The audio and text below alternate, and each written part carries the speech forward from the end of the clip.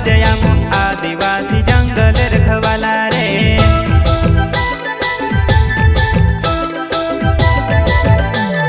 चल जंगल जमीन काजे पूजे रे आदिवासी दुनिया ने रखवाला रे।